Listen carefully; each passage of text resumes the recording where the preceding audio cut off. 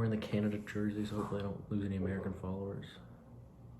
Hey everybody, welcome back to the Plays and Fades YouTube channel. I'm your host, Gordo Gambles, joined by this beauty of a man. I don't know where you sat on that side. Oh, what's going on, man? It's weird not having you here.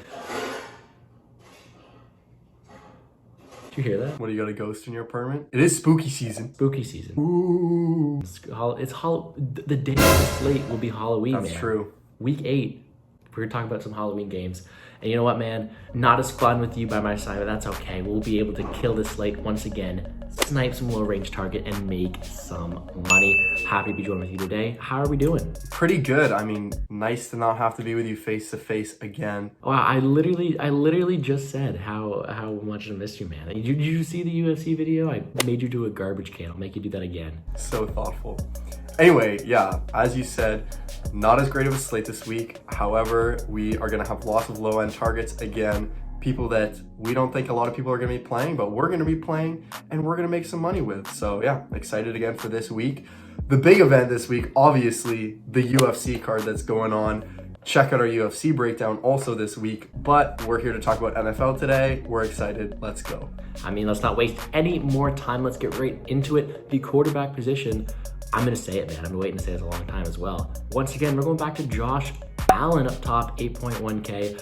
Out of everyone here, there's no Mahomes, no Brady. Oh, there's Brady. Up top, there's no Mahomes, no Lamar. Josh Allen up there, $500 more expensive than anybody else, but rightfully so. He's facing somebody in Miami who I think Buffalo should be able to do some pretty nasty things to this weekend. The reason he didn't score that high last, and yes, maybe last time he didn't score that high, but he had some negative game script on his side. I think that Tua keeps it somewhat close, but Josh Allen goes out there, puts up a bunch of touchdowns, and puts up over 25 fan points without a doubt. Speaking of Josh Allen, where's the jersey? You know what? It's actually in the wash right now. If we look even lower on the slate, I'm liking someone like Teddy Bridgewater this week. Tell us a bit more about him.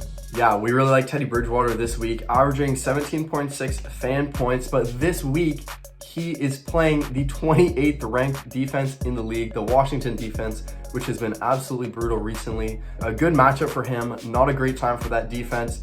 Teddy Bridgewater, a guy that we like down there at $5,400. Definitely some great value there because he's at that lower price tag compared to those high-end QBs like Allen, like Brady, like the big guys. And on the complete opposite side of that game, fade of the week is going to be Heineke. I mean, he's sitting at that almost exact same price range, but he's facing a much harder defense in that Denver defense. Denver's been one of the best this year at containing those quarterbacks, and I think goes out there and contains Heineke pretty well. I say if you want to pay down, you get your Bridgewaters, and then if you want to pay up in the mid-range, I mean, can't go wrong with Carson Wentz. Tannehill's been back to his own groove, and there's a lot of better options. I would stay away from Heineke against that stellar Denver defense. Honestly, I don't know how you ever don't fade Heineke again after he made the play that he did last weekend.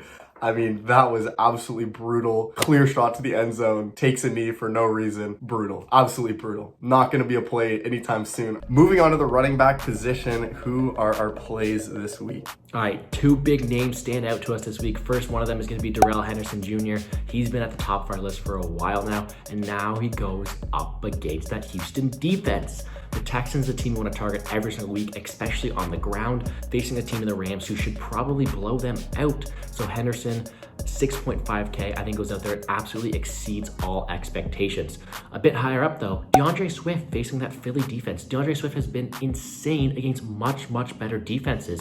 I mean, he faced the Rams last week, and he went out there and put up 28 points. So imagine the things he's going to do to Philly. He's a big part of that Detroit offense, and I think he goes out there and puts up a really big score himself. Absolute beast last week. Now, a fade for this week is going to be Myles Gaskin at 5.6K. Tell us a bit more about him. Yeah, Myles Gaskin, obviously a running back for the Miami Dolphins, who are going up against the Bills this week. So there's red flag number one, pretty strong defense.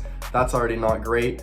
He's sitting here at a $5,600 price tag. And right there, you have Moss, you have Gibson, you have some guys who we think can put up definitely some better numbers. This guy is relatively inconsistent. Just 2 weeks ago, he had 8.9 points that week. So not a guy that we think is going to consistently be putting up big scores for you. And right at the same price tag, you have better options. Completely agree, my friend. Wide receiver is stacked.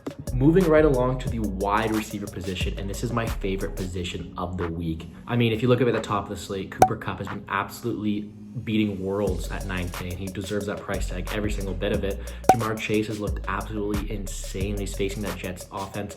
Stephon Diggs playing Miami. So many good options up top. Ridley, Brown, you cannot get enough of them. But if you want to find a target that we think is to be consistent, really good score, and even higher ceiling, we're going to look at someone as Deontay Johnson this week. Tell us a bit more about him. Deontay Johnson's a guy who's a big focal point of this Pittsburgh offense, especially with Juju out for the rest of the season. So definitely a guy that we think can put up big numbers. He's been consistently putting up some solid numbers.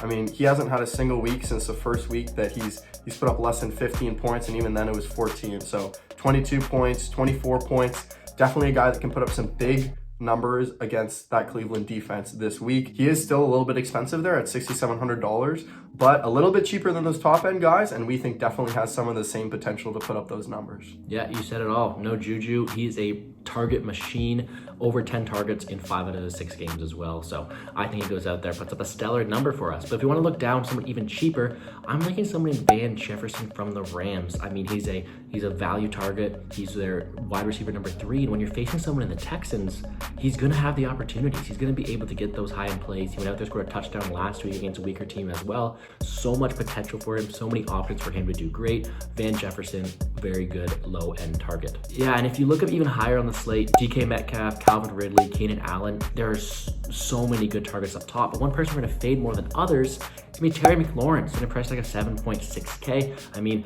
strictly on the fact that he's got a harder competition this week in Denver's defense. And if you're going to be paying that much, get Jamar Chase, get Deontay Johnson, get DK Metcalf. So many better options at that price tag that I'm just be staying away from him a bit more. I think he's a bit overpriced this week. And facing a Denver defense, I mean, if we have to pick someone to fade, it's going to be McLaurin this week. Moving right along to the tight end position. I mean, this is a... What was I even going to say? Moving right along to the tight end position. Moving right along to the tight end position this week. I mean, this is going to be a weird one. No Andrews, no Kelsey, no Waller. The most expensive tight end on the slate is Kyle Pitts. Now, whereas he has come into his own, people around there like Hawkinson, Fant, Goddard, all great options at that price tag. But someone we're looking into this week is going to be Sweeney on the Buffalo Bills. No Dawson Knox. He is going to be the tight end number 1, and he's going to have the opportunities in the red zone. We know Miami's defense is not great, so he's going to have those opportunities to go out there, get you those touchdown points, and at 2.9K, he's worth a shot. However, if you want to pay up, would not be opposed to getting Pitts, Hawkinson, or Goddard up top. However, our fade of the week is going to be Tyler Higbee, setting a price tag of 4.5K. Tell us a bit more about him. Yeah, I mean, we talk about it all the time, every single week. The team playing the Texans ends up in an interesting position because we expect this guy to maybe have a negative game script on his side, which means that if they get up big early in this game, you know, some of the big names might not be used as much, and that means that might not get as many targets, might not get as many receptions, might have other guys playing. So even though he's a very good tight end against a very bad team, we think that maybe he doesn't have the same value and upside that a lot of the other guys around him do at the same price tag because of the fact that he's playing the Texans and he might have that negative game script. All right, we promise this is not biased, but moving on to the defense and special teams, first play of the week is going to be the Bills. We like them a lot there. They don't have too big of a salary down there at $3,300. And they're playing a Miami team that has struggled to put up offensive numbers in some games. The last time the Bills played the Dolphins, the Bills defense and special teams put up a fantasy score of 22 points. So that is absolutely huge.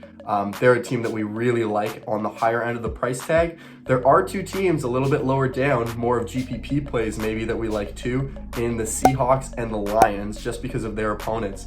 I mean, we have the Seahawks here playing the Jacksonville Jaguars, and we know that in some games they can definitely struggle to put up points, and the Lions playing the Philadelphia Eagles, they can too. So if you want to get risky, you want to get some of those GPP options in, those are 2 that we like on the lower end, but on the higher end, the Bills are a hammer for us this week. Perfect. And when it comes to a fade, I mean, you see those Rams up top, 5,100, they'll probably live up to the price tags, but right under them, The Steelers, $4,300. The Steelers are letting over 16 points every single game this year. Their defense is not what it's made up to be, in my opinion. And I think if you're willing to spend that much at defense and special teams, pay down. Get the Buccaneers, get the Bengals, get the Bills. So many better options for a lower price tag.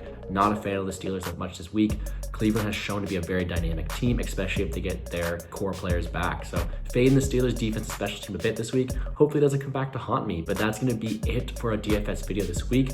As we mentioned at the start of the video, big UFC weeks coming up, so check out those videos as well. If you have any questions, you know where to find us on Twitter, @GordoGambles, at whatever side you are, plays and fades. And there's a lot of money to be made, so check us out there. Make sure you subscribe to the channel as well, and let's make some money. Ding, ding.